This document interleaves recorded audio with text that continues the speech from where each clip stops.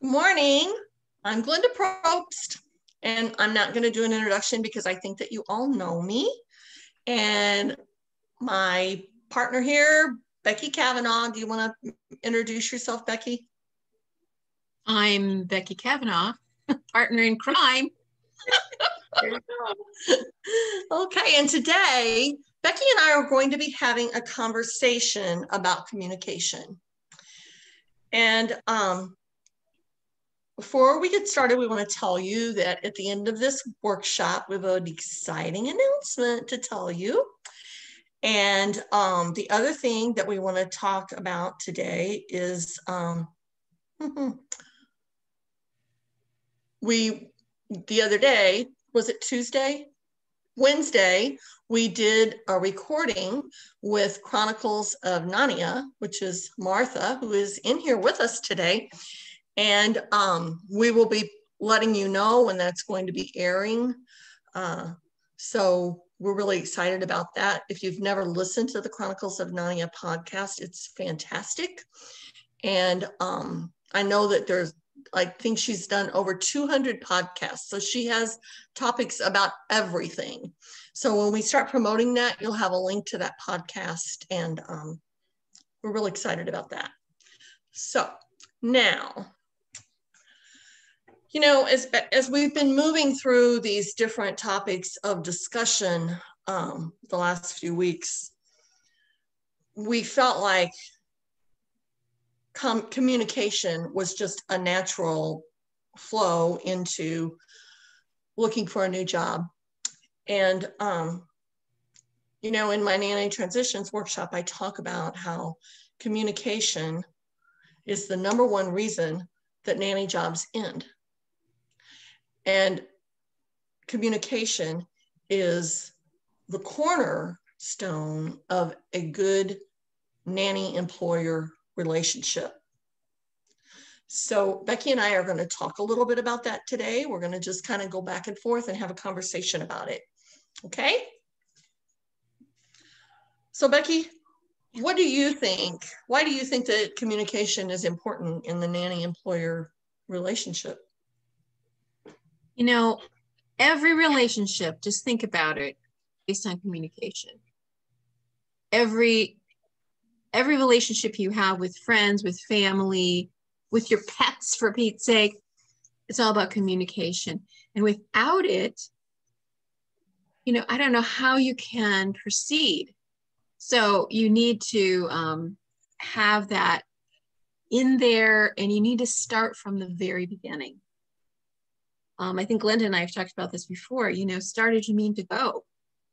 However, that doesn't mean that if you have a poor communication skills right now, or you're not really communicating with the family you're with, you can't start. You can start where you are, but you can set the tone, and you may be the one who does it. You may need to help them be better communicators. And it just clarifies all the expectations that you have. It allows you to ask hard questions later on, or ask questions just generally speaking. I know we talked about the work agreement, so you know how that comes into play. Glenda, you want to talk about that a little bit? I do. If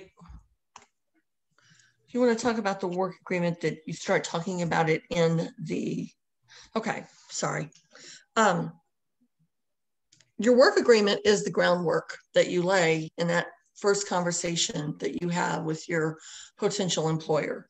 You know, when you are having your first interview with a family, that is the time to talk about the hard things.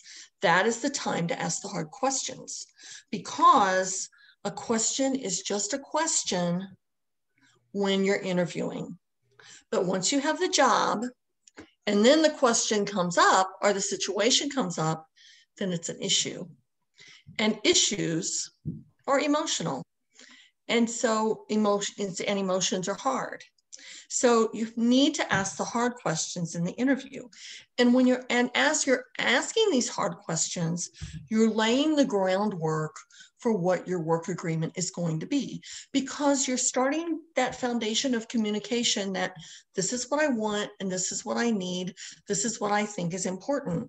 And as Becky said, the communication and teaching that communication, it might all be on you in the beginning, because you have to remember, if you've never, even if a family has never hired a nanny, maybe they've never been able to keep a nanny, because you can't keep a nanny job if long term, if you don't have communication and you don't establish that. And then a little bit later in this conversation, I think Becky and I are going to talk about what you do if you don't have communication and how you can build into it. But what you're doing right now in those conversations in the very first interview is you're laying the groundwork for your work agreement. And the communication also lays the groundwork for how you're going to interact with the children as well as the parents. So you have to know how to set up consistent communication methods, because again, if they're new parents or if they're not having great success at keeping a nanny, they may not know those little tips and tricks.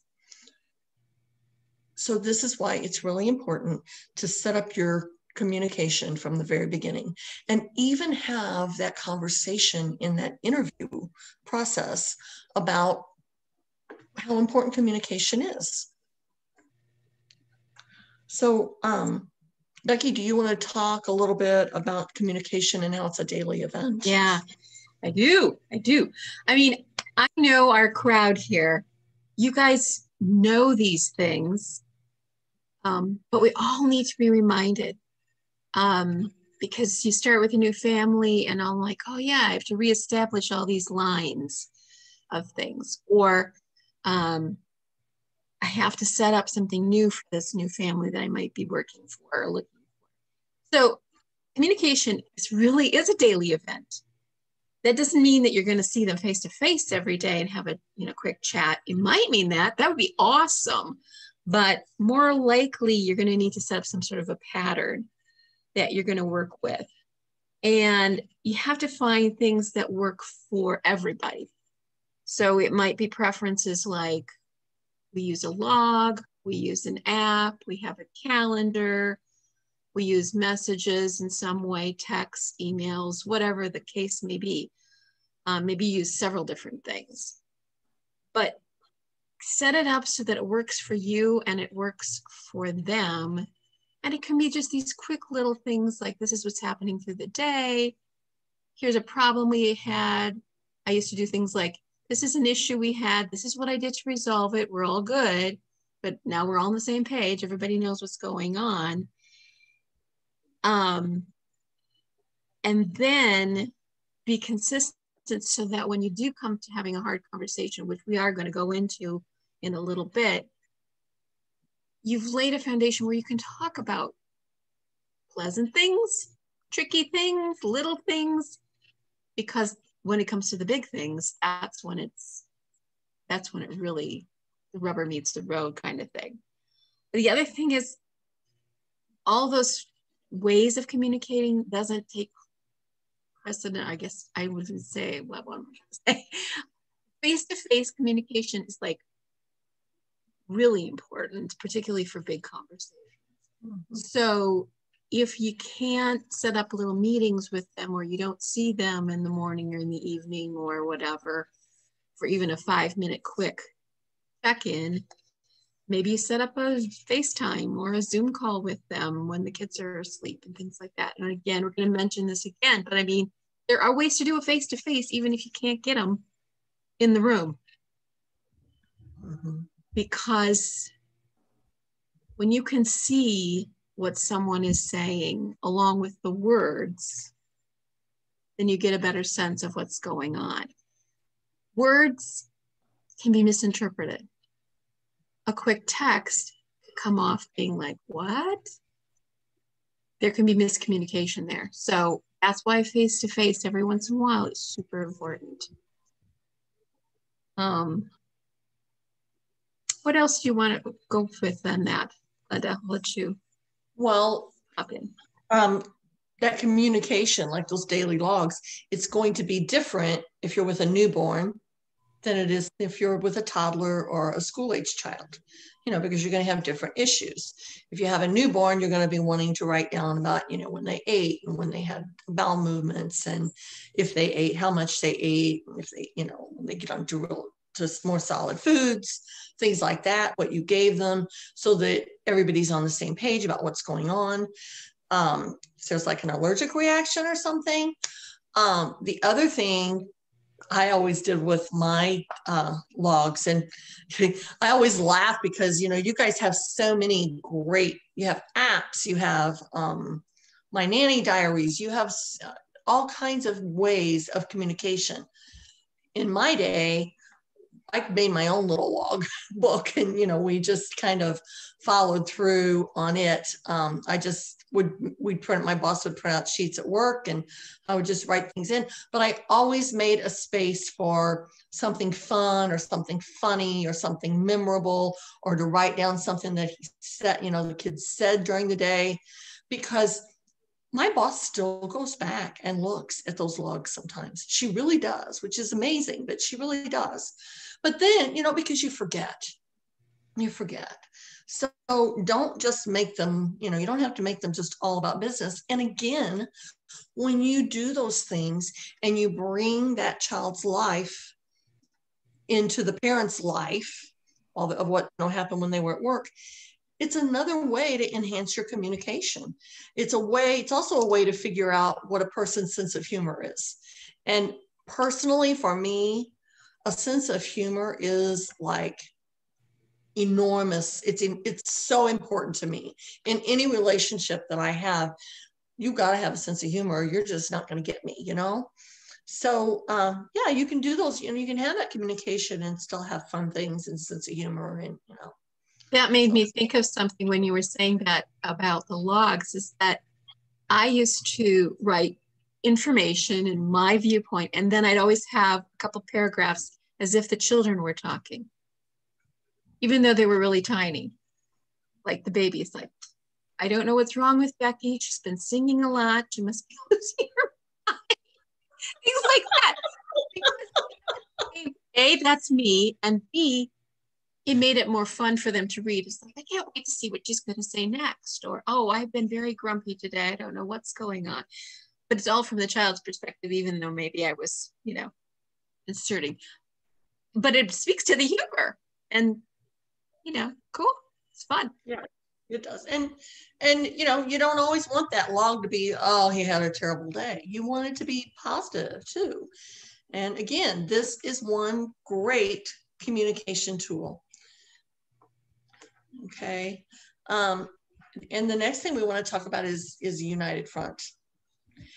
Communication between the nanny and her employer helps to create a united front, because when the children see you talking to the parents and having conversations with the parents, one of the things that you're doing is you're teaching those children how to communicate. When they see you go to the parent and say, I noticed that the leg on Jimmy's bed is wobbly, what they see is, when you need something, you go to somebody and you ask for help. So that, that's something that I think is very important. And I'm sorry, but the lawn guys are out there and I'm afraid they're going to start. So Becky, if I mute myself, it's because, and I'm going to mute myself right now. So I'm going to let you take this until they're finished. Okay. Let me figure out how to mute myself. This is horrible. Okay, go. You go ahead. Okay. Okay. Where we're going here.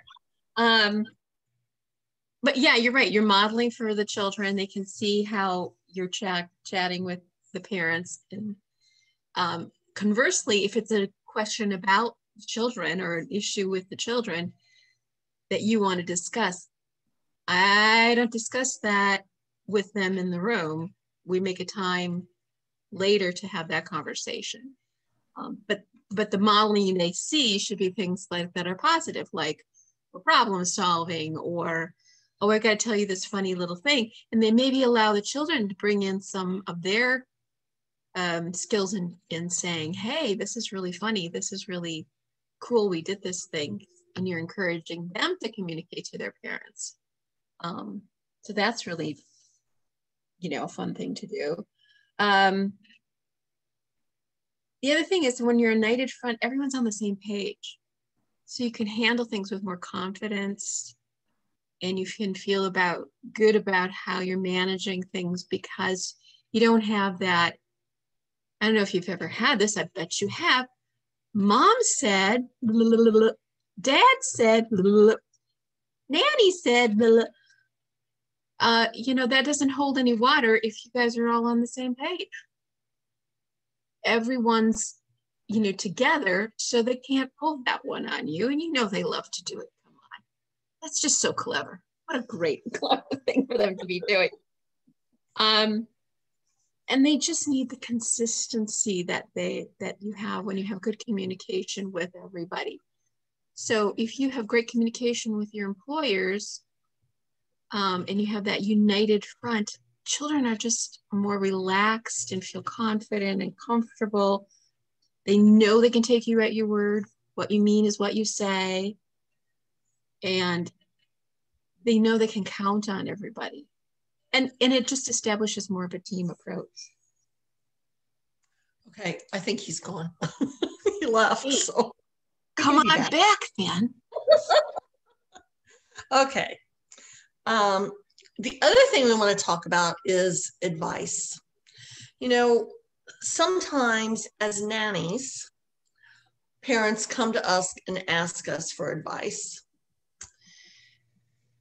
And sometimes they come to us and say, I heard blah, blah, blah, so this is what we're going to do.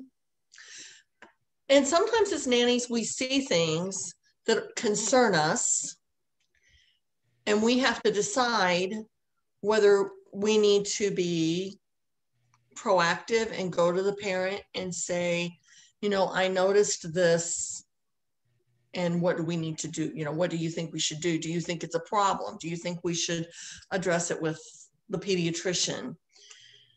And this is a really fragile area of communication. And I think that the longer you work for someone and the better you get to know them, it's easier to maneuver those kinds of situations, because you get to know them and you get to know how they are and who they are and how they're going to respond. And you're going to know whether they want you to bring them the problem, bring up the problem, let them figure it out for themselves. So it's it's kind of dangerous. It's not dangerous territory, but you have to tread softly in those situations. Another thing that happens is the mother has one opinion and the father has another opinion, and they come to you and they say, well, what do you think? And they put you in the middle. And when in that situation, you just have to say, I'm Switzerland. That was always my response, was I am Switzerland, because everybody knows what it means. It's kind of a humorous way to deal with it, but it gets the message across. You cannot put me in the middle of your argument. But you can do research and bring information to them and say, I researched this, and this is the information that I found. And then they can decide what they want to do about that situation. Sometimes they want your opinion and thoughts, and sometimes they don't. So, that might even be part of the conversation that you have when you're in the interview process. Because again, it's a hard question, but it's not a hard question. It's a little awkward question, but when you're interviewing, it's not a hard question. When you're in the situation and you know that the dad is not using the safety seat correctly, then it's an issue. Then you don't know what to do because you don't want to make the dad mad. You don't want to team up against the dad with the mom, but it's a safety issue, you know, and it's kind of, is it your responsibility? Yes. But what you can do is do the research and give them the information. You know, I just want to be sure we're all on the same page about how to put the baby in the car seat. You Yep. give them the information, and then if they opt not to do the right thing, then it's really about all you can do. Now, when it comes to putting you in that situation, and Becky, you're probably going to have to talk about it because he's sitting out here on my back porch with his Weed whacker. Weed whacker in his head. But, you know, then you have to decide how important this is. Because if it's a situation where the child is in danger when they're in your care, and it could reflect badly on you, or it could hurt, you know, it could come back on you, then that's another situation that you have to go and talk to the parents about. So there's a lot of different ways, you know, that we can approach parents, or we have to be careful about approaching parents. And every parent is really, they're different. So it's really on you to figure it out, and to figure out what communication method is going to work best with them. And again, ask those hard questions in the interview process. Mm-hmm. Becky, do you have something that you want to add? Well, I would just say that if you're providing unsolicited advice, thank you, that is not an excellent communication tool. It feels like you're pointing the finger at them somehow. It's like, you never do this, you should do this, or whatever way you want to put it. You need to find a different approach. I've been concerned about X. Would you like me to share with you some things that I know? They say no. Be respectful of that. They're their children. But the other thing about I'm Switzerland, which I also have used exactly those words, but I also use the Star Trek one. This is the neutral zone. Me. I am the neutral zone. I'm here about the children and not about anything else going on, because that just gets weird. And then some of you know that I was nannying with a family, and we went through this divorce thing, which got to be, she says this, he says that kind of thing. And it just kept saying, I'm the neutral zone. I'm the neutral zone. I'm Switzerland. I'm about the children. I'm not taking sides, which honestly, they both respected that I just stuck to my guns. And sometimes you have to do that, but you can do it nicely. Mm-hmm. Yes. And one other thing that I just thought of about getting put in the middle with, you know, the mom comes and says, well, my husband does this. And the dad's like, well, my wife does this. And, you know, there are things that parents can do, and it's okay.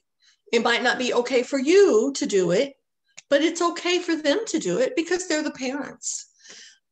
I mean, I guess my classic example would be, you know, if your employer lets their child have candy when they're out shopping on Saturday, you know, that's their choice and their decision. It's their child, and they get to make those kinds of decisions about their child. But when you have that child out, it's also your responsibility to teach them healthy habits, you know, and it doesn't mean what their parents do is wrong. It's just that it's something that their parents get to do and you don't. And you have to respect, that's just one example. But those kinds of things, you have to respect the boundaries. You know, one of my rules used to be, my mom boss used to always let the kids watch television in the mornings when they were eating breakfast, because it was easier for her to just put their breakfast in there, let them watch TV, and until I got there. But my rule was, when I walk in the door, the TV goes off, because they don't need the TV to entertain them. I'm there to get them ready and get them out the door. So, you can have different rules from their parents, and the parents can have different rules from you. You have to respect the parents' right to do that, as long as they aren't putting the children in danger on your watch. And I think that that's the key. Your responsibility is to keep the children safe. Yep. Okay. Should we get into the hard questions? Yes, the hard conversations. Hard conversations. When we first started talking about this, Glenda and I chatted for a while, and I said, I see people posting how fearful they are about asking not hard questions, like just bringing up maybe a safety issue or just a concern. And I was like, wow, they're afraid to talk to their employer about something that's pretty mellow and kind of like not a big deal. What is going to happen when they have a hard question, a really big conversation? And then we started talking about why are they fearful? Some nannies just are afraid they're going to rock the boat. They don't want to rock the boat, keep everything, copacetic.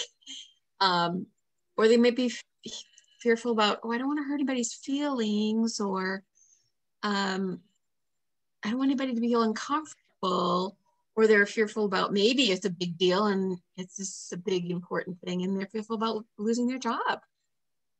All of those fears are real, but honestly, for your best interest and for the continuation of that job, you need to have the hard conversations.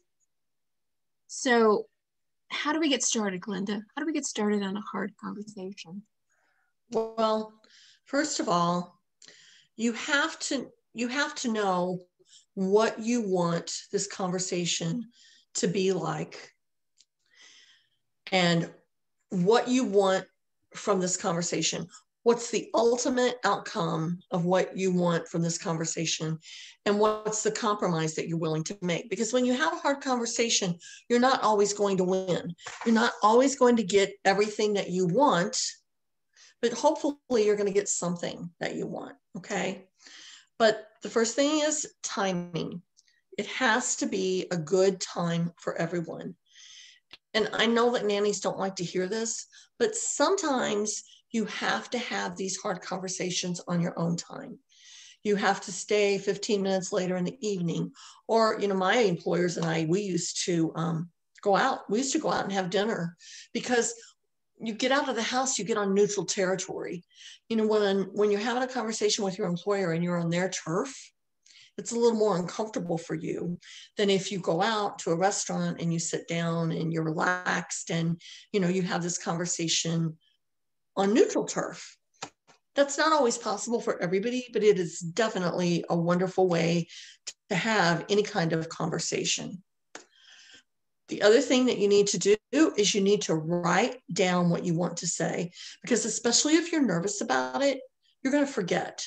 So you don't have to write it all out, but you have to write down the points that you want to make and have your little cards with you, because what you're saying to them when you do that is, this is important to me enough that I have done research, I have done my homework, I have made notes, and I'm here to present, this to you. Then, and even if you want to sit down and write a letter about it and then go back and pull out the points that you want to make, that's perfectly fine. So Becky, do you want to talk a little bit about what you don't say and what you do say?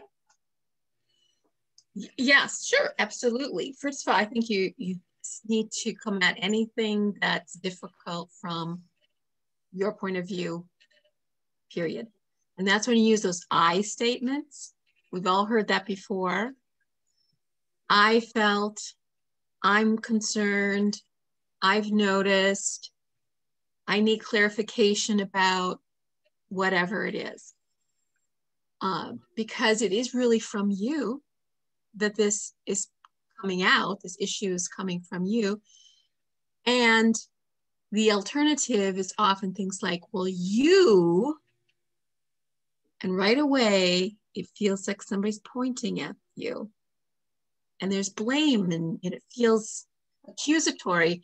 And that can make families feel defensive or not really hear you because now they have a bad feeling in their head because you really want them to be able to hear you when you have something to say. So using I statements keeps a blame from being placed on them.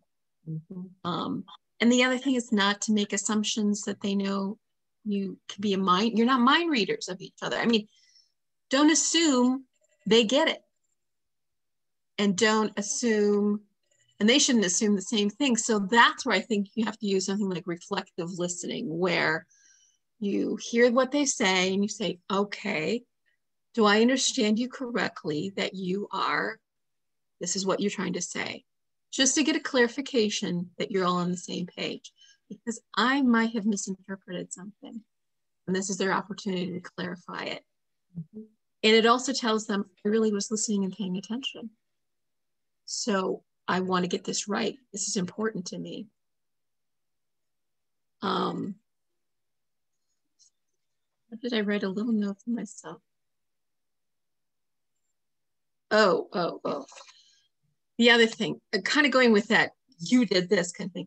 Things like never, you never, no. Doesn't that sound icky? You always. It just sounds so aggressive and combative. And so, I mean, it's that whole same kind of feeling. Any kind of combative language, any kind of aggressive, not assertive, there's a difference. Aggressive language just shuts people down. So now you're not going to really have a conversation and you're not really communicating anymore. So you just need to stay away from that. And that's why, like Glenda said, write it down because it helps you plan out what you want the flow to go and where you want things to kind of open up to, and be a darn good listener yourself. You can do it. Listen what they're really saying. Try to hear it from their viewpoint. Mm-hmm. See what they really mean. If you can't put yourself in their shoes, you're not going to quite understand what they're going through. I think you have to just say, wait, if I was them and somebody said this to me, how would I feel? How would I react? It's called previewing. Okay, so we often preview a situation and we think, here are the alternative opportunities, right? Think of it like a mystery story. If I preview, I think, oh, that could be the guy, or that could be the one, or that. I'm thinking ahead. So think ahead. What could they be thinking so that I can be more clear from the get-go? What else, Glenda? Well, if you're presenting a problem and there's a solution that needs to be made, don't present a problem without presenting a solution. Don't be a problem. I have to look at it. Don't be a problem. Be a problem solver. Be a problem solver. Don't be a problem creator. And I'm going to give you an example, which goes back to the television issue in the mornings when the parents are there letting the kids watch television. If you always come in and the kids are always watching TV and they don't want to turn off the TV, and go to the parents and say, I understand that it's easier for you when the kids watch TV when they're eating their breakfast, but it's hard for me when I get here to get them to turn off the TV and finish getting ready for school. So could we all just be on the same page that they can watch TV until I walk in the door? And then as soon as I come in, you see me pulling up the driveway, you say to them, your nanny's here, you're going to have to turn off the TV in 60 seconds or whatever, because then you give them the time to transition. You're giving the parents what they want. You're recognizing that it's important to them, but you're asking them to give you what you want too. See, it's a win-win for everybody. Everybody gets what they want and everybody gets what they need. And so those are the kinds of things that you need to do, because that was one of the best pieces of advice that someone gave me early in my career. It was, don't present a problem without being willing to present a solution. And the other thing is, and we said it before, be willing to compromise and understand that you might have to compromise. Okay. But clearing the air and having clearing the air enhances your long-term communication with your employers. It's like a muscle. If you don't use it, it's not going to get stronger. But every time that you use your muscle to communicate, your communication is going to get stronger. And it's also going to get easier for you to ask hard things and to have those hard conversations. Okay. And Becky, do you want to talk just for 1 second about the ham sandwich? I love a good ham sandwich. So in communication, the ham sandwich is bread, bread, filling bread. Okay. This is something good I'm excited about, I'm thrilled with. Here's the issue, whatever it may be. You be clear, and then finish it off with going back to, this is something good. So a positive item, the challenge, whatever it might be, positive situation. People can hear things better when it kind of comes in that sandwich form. And the other thing I want to add to that, and I think that we've talked about before, is that be as clear and concise as possible. Some people just and too many words can get in the way of what you really want to say. Going back to writing it down, that's super helpful.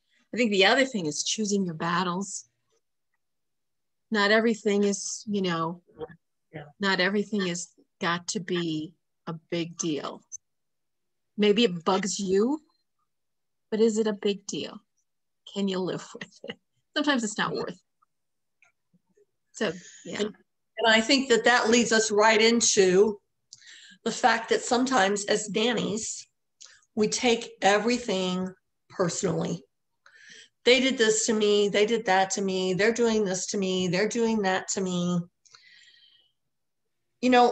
Sometimes you have to step back and look at the bigger picture, number one. Number two, you have to see your employer's side of the situation. I really believe that when I learned how to step out of my nanny perspective and look at things from my employer's point of view, that was a true turning point in my career and in my relationships with my employers. Because the things that mattered to me that I felt like they should notice and sometimes didn't, then I could look and say, well, you know what?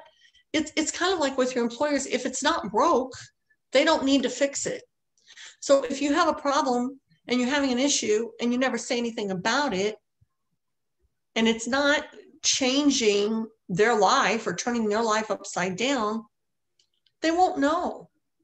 And you can't blame your employer if you're not brave enough to have the conversation. Okay? So look at the bigger picture. It's not always about you. Your employer comes home from work and she's in a bad mood. It might not be your fault. It might be that she had a bad day. It might be that you just need to be a little empathetic and, kind and a little more helpful and compassionate with her to turn that situation around. But it's not always about you. And I think that as nannies, we have a bad habit of always making it about us. Remember that parents can't read your mind. And in any relationship, say the words. If you don't say the words, nobody knows. Nobody can read your mind. You have to say the words. And again, be a problem solver, not a problem creator. Okay? Becky, do you want to wrap things up with the last part? I here's the thing, and I think we mentioned it a couple of times, but sometimes you just need to deal with something that will not change, and you need to deal with it like an adult. You know, remember, you're modeling to the children what to do, and you need to be able to do that with grace if at all possible. You can do that. Because working as a nanny is such an intimate and unusual relationship that other employers, employees, they don't have what we've got going on. We need to really hone this communication skills really well, because they can be such a wonderful tool for us to have long-term, you know, relations. Both Glenda and I have worked with families for over 20 years in just, you know, one family. And it's mostly because when little things happen, and they do, and you get a little ticked off, you know, just taking that moment, go, wait, is that really my problem? Is this really an issue? Is this just a little blip in the radar?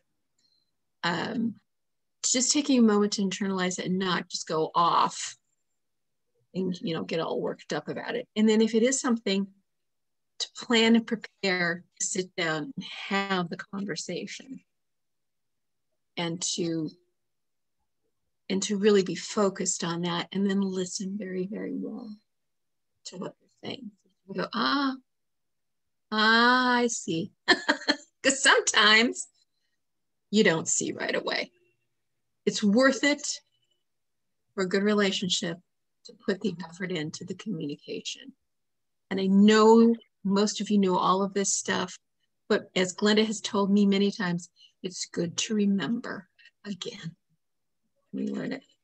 I do want to just say, we have a phrase that pays, and it is, be a problem solver, not a complainer or a problem maker.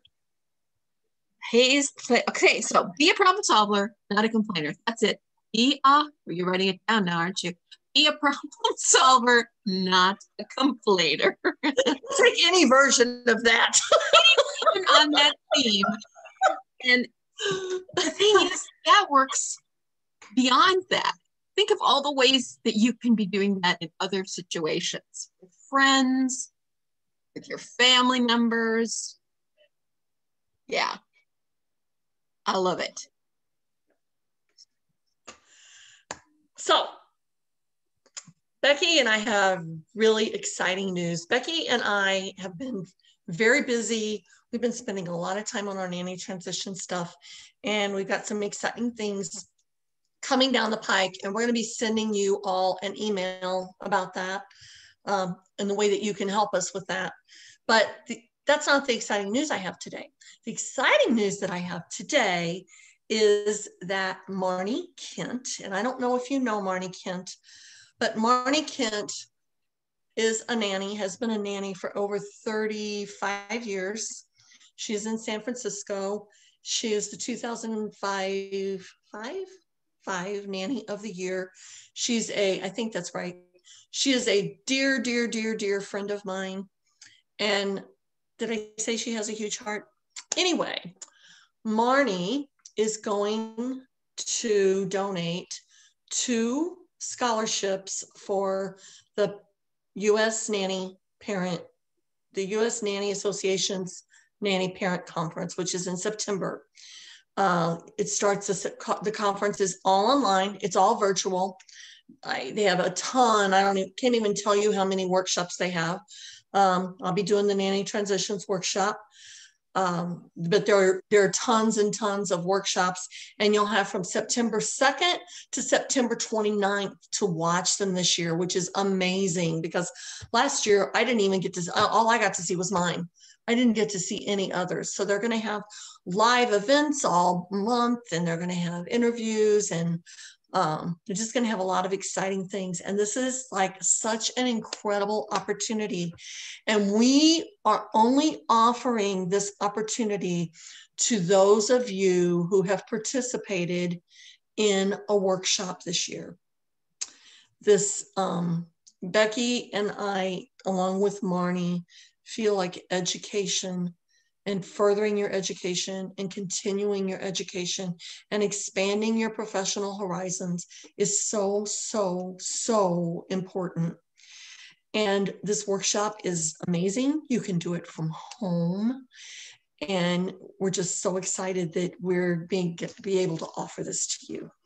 So the way that you enter is email us with the phrase that pays.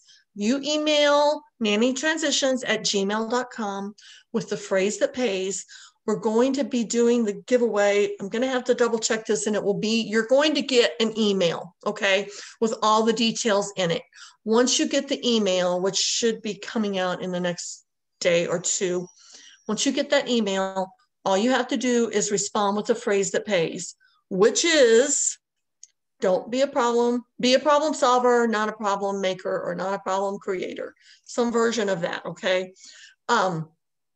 So that's all you have to do to be entered, but you do have to respond to the email in order to be entered, okay? And that email will come from Nanny Transitions. Now, if you got the link for today's workshop, then we have your email address, okay? So as soon as I work on getting all the email addresses for all the workshops that we've done in the last 6 months, 7 months, that email will be going out. But we are excited, and we hope that you'll be excited. Okay. All right, Becky, do you have anything? Yes, I do. I have something. Okay. I have something. So just to keep the excitement rolling, for our August workshop, we are going to focus on the work agreement. And we are going to get down into the nitty-gritty of what should be in there, what's important, what do you need to know. This is a good one. This is a good one coming up. So we'll have a date. We haven't picked a date yet because, you know, it'll be later in the month. But you'll get all that information. So if you've been wondering, like, what do I need to do for a work agreement? I see all kinds of different ones out there, what I really need to have. We are going to go into it in depth, talk it through. Yes. So. Yes. And then finally, with you're also going to be getting an additional email from me and Becky that will be about something that you can do that you could help us with our project. Okay. This exciting news we have coming out. We'd really love for you to be able to help us with something to do with that. So you will also be getting an email about that. Okay. I want to thank you all for coming today. We so appreciate it. It's so great to see your faces. It was great to talk to you at the beginning. And I think, we have a few minutes. Does anybody have a question? If you do, you can unmute and ask it. Or Martha, did you want to say something? Do you want to talk about? Sure. Okay. Yeah, I just quickly will say that a week from tomorrow, the episode that Glenda and Becky did of Chronicles of Narnia will be coming out. So it's a lot of the same information, but we also had a blast. And so, you know, either listen to it yourselves or recommend it around if somebody missed this workshop that you know would benefit from this information, which is probably every nanny you know. So that's a great way to access this information if somebody couldn't come today. Great. Thank you. And thank you for would you mind if I dropped the link to the podcast in the show notes or in the chat? No, go right ahead. Yeah, okay, that'd be great. Thanks. That'd be awesome. Thank you. Who else has a question or wants to? Anybody else have a question that you thought of while we were doing our thing? And if you can just unmute yourself if you do. Wow. We were so stunning that there's no. They're speechless. Hi, Jennifer. It's nice to see your face. Hey. Okay. So if you go into the chat, you can see the link that Martha just posted. Yes. Do everybody know how to get in there and see that? Okay. Yeah. And Martha, we will put, we'll make sure that this gets into the, a little blurb about it gets into the email that we send out as well. Wonderful. Okay. Thank you. Oh, you're welcome. Thank you. We really enjoyed your podcast. And if you've never listened to Chronicles of Narnia, there's a ton of stuff on there, a ton. So how many podcasts? Glenda's been on twice. Yeah. How many podcasts have you done? 200? No, it's not quite up to 200. I'm at this week is 170 or 171. I've lost track. That's a lot. It is. A whole lot. It's a lot of good information. Thank you. That's great. Yeah. Thank you all. Okay, well, if somebody has a question, I guess we're going to pop out of here. Thank you again for coming. We love, love, love seeing your faces. We always are happy to share these with everyone, but it's just something special to have you guys in the room with us. So thank you. Thank you. Thank you. Thank you. Bye. Bye. Bye. Stop recording.